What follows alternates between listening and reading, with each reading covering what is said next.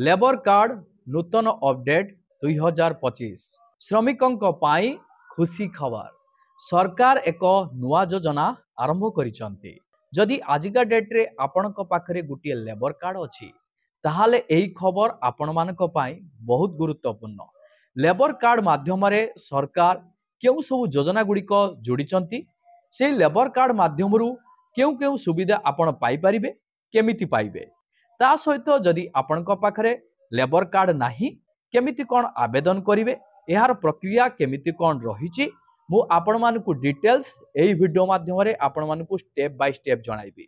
सेथि पई आपण माने वीडियोटी को बिना स्किप रे शेष पर्यंत देखंतु जहा फल रे आपण जानि परिबे बुझी परिबे।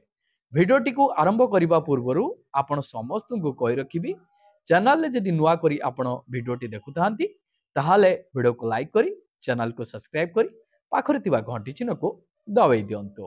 लेबर कार्ड नूतन अपडेट 2025 श्रमिकों पाई खुशी खबर सरकार एक नुआ योजना आरंभ करिसंती। 2025 मसियार नवेम्बर मास पहिलारु देशर लक्ष लक्ष श्रमिकों पाई एक बड़ खबर आनिछि। केंद्र सरकार एक नूतन श्रम कार्ड योजना घोषणा करिसंती जहार लक्ष्य श्रमिक मानकु आर्थिक सुरक्षा सामाजिक सुविधा एवं नूतन सुविधा प्रदान करिवो। एही नूतन योजना अनुसार पंजीकृत श्रमिक मानकु एबे बीमा पेंशन गृह पिलामानक शिक्षा एवं चिकित्सा सहायता समेत विभिन्न सुविधा प्रदान कराजिवो। लेबर कार्ड रो नूतन अपडेट 2025 नवेम्बर पहिलारु लेबर कार्ड रो नूतन अपडेट नवेम्बर 2025 सहित जड़ित समस्त गुरुत्वपूर्ण सूचना मु आपनकु विस्तारित भाव में एही वीडियो माध्यम रे जणाइबी। आसंतु जानिबा लेबर कार्ड कोन। लेबर कार्ड हेउची एक सरकारी परिचय पत्र जहा असंगठित क्षेत्र रे काम करुथिबा लोकंकु जारी करा जाए जेपरिकी निर्माण कार्य श्रमिक कारखाना प्लम्बर इलेक्ट्रीशियन ड्राइवर झाड़ूदार इत्यादि। एही कार्ड साहाय्य श्रमिक माने विभिन्न सरकारी योजनार लाभ सहजरे पाई परिबे। एही कार्ड श्रम विभाग द्वारा जारी करा जाए एवं एथिरे श्रमिकों नाम कामर प्रकार एवं एक अन्यान्य परिचय पत्र नंबर थाए। आसंतु जानिबा लेबर कार्ड नुआ अपडेट नवेम्बर 2025 रे कौन विशेष अछि। नवेम्बर 2025 अपडेट रे सरकार श्रमिक मानक पाई अनेक नूतन परिवर्तन एवं सुविधा अंतर्भुक्त करिसंती। आसंतु जानिबा किछि प्रमुख बिंदु गुड़िक विषय रे। एक नंबर रे सहायता राशि सीधा सड़क बैंक अकाउंट रे एबे श्रमिक मानकु कौनसी योजनार लाभ पाइबा पाई आउ कार्यालय जीवाकू पड़िबो नाही। सरकार द्वारा जारी करा जाइथिबा पांठी सीधा सड़क डीबीडी अर्थात डायरेक्ट बेनिफिट ट्रांसफर माध्यम रे सेमानको बैंक अकाउंट को जीवो।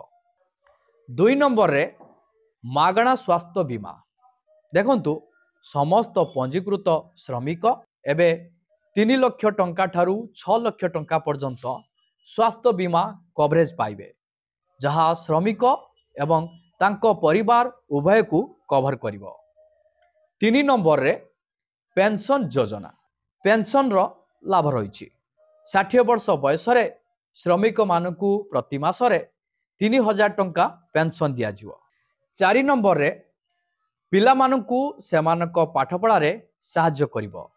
जेउ श्रमिकों पिला माने स्कूल किंबा कॉलेज रे पढुचंती सेमानकु एबे वार्षिक 10,000 टंकारु 40,000 टंका पर्यंत स्कॉलरशिप दिया जिवो।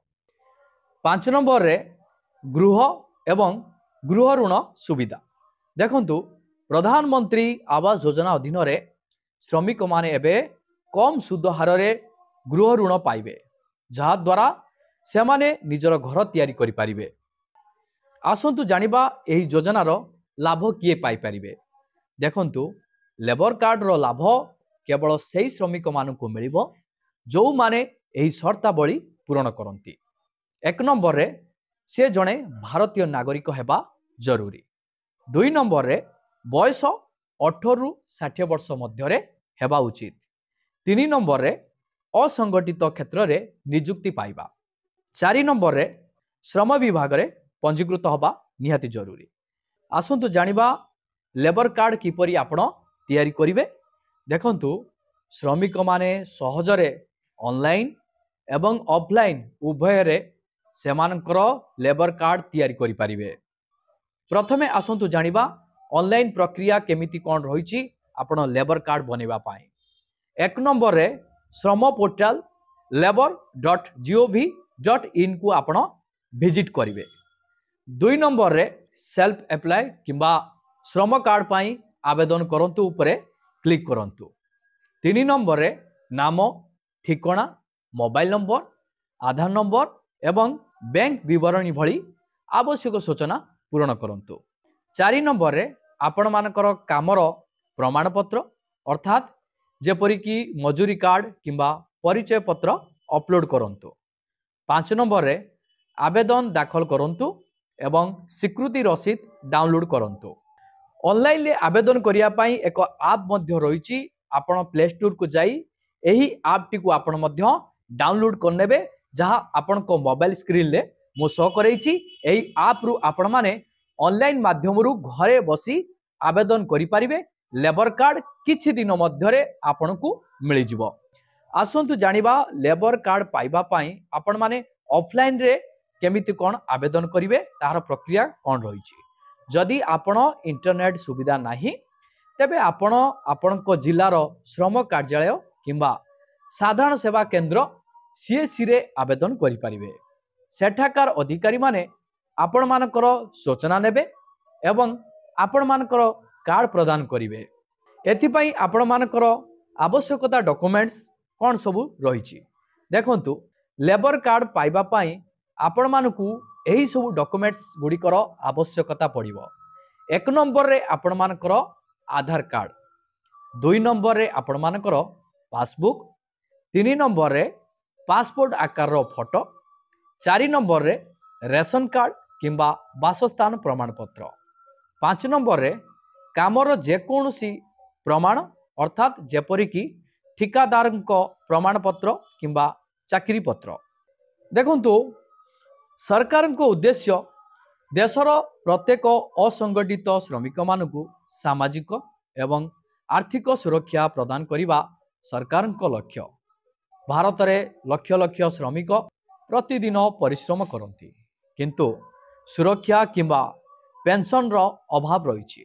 लेबर कार्ड नूतन अपडेट नवेम्बर 2025 माध्यम सरकार एही वर्ग को मुख्य आधार रे सामिल करने को लक्ष्य रखिछंती, जहा द्वारा प्रत्येक श्रमिकंक भविष्यत सुरक्षित रहिबो। जहा प्रत्येक श्रमिकंक भविष्यत सुरक्षित रहिबो। देखंतु श्रमिक मानक पाई बड़ आराम। एही योजना कार्यकारी हेबा परे श्रमिक मानकु आउ चिकित्सा जरूरी परिस्थिति, पिला मानक शिक्षा किंबा वार्षिक पाई टंका पाई चिंता करने को पड़िबो नाही। सरकार प्रति मासरे श्रमिक मानक अकाउंट को आर्थिक सहायता पठाइबे, जहा द्वारा सेमानक आर्थिक स्थिति सुदृढ़ हेबो। लेबर कार्ड रो नूतन अपडेट नवेम्बर 2025 श्रमिक मानक पाई एक ऐतिहासिक पदक्षेप प्रमाणित होई पारे।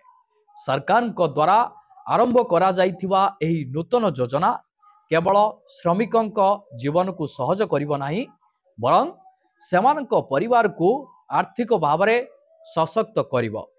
जदि आपण एपर्यंत आपण मानकर लेबर कार्ड तैयारी करि नांती तेबे एहाकू शीघ्र तैयारी करंतु, जहा द्वारा आपण मध्य सरकारक नूतन योजनार लाभ पाई पारिबे।